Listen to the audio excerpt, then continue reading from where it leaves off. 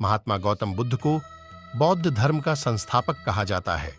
उन्होंने वर्षों बोध गया कि बोधि वृक्ष के नीचे बैठकर तपस्या की और इसके बाद उन्हें दिव्य ज्ञान की प्राप्ति हुई।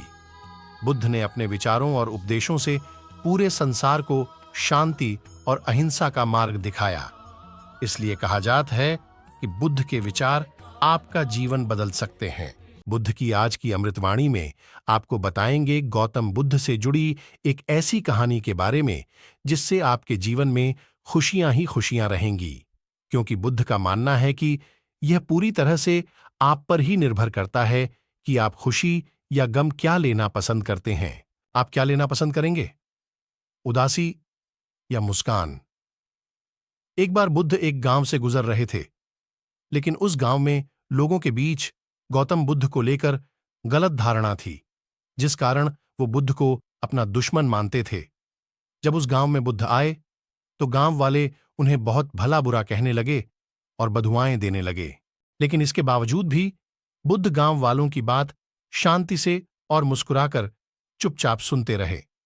गांव वालों ने देखा कि उनकी बातों का बुद्ध पर कोई असर नहीं हो रहा है और वे विनम्रता से उनकी बातें सुन रहे हैं। गांव वाले जब बोलते बोलते थक गए तो आखिर में बुद्ध ने कहा कि यदि आप सभी की बातें समाप्त हो गई हो तो मैं अब प्रस्थान करूं।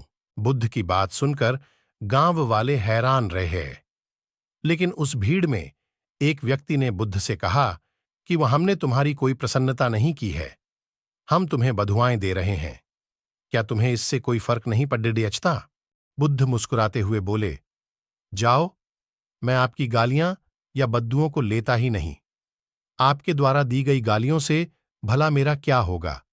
जब तक कि मैं आपकी गालियों को स्वीकार ही नहीं करता, इसका कोई परिणाम ही नहीं होगा। जानते हैं, कुछ दिन पहले एक व्यक्ति ने मुझे बहुत सारे उपहार दिए, लेकिन मैंने उसे लेने से मना कर दिया। जब मैं लूंगा ही नहीं तो कोई।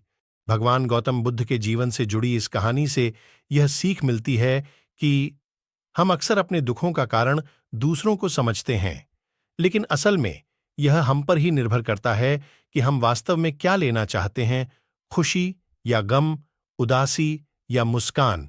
यकीन मानिए, ये छोटी सी कहानी जीवन में एक बड़ा बदलाव ला सकती है।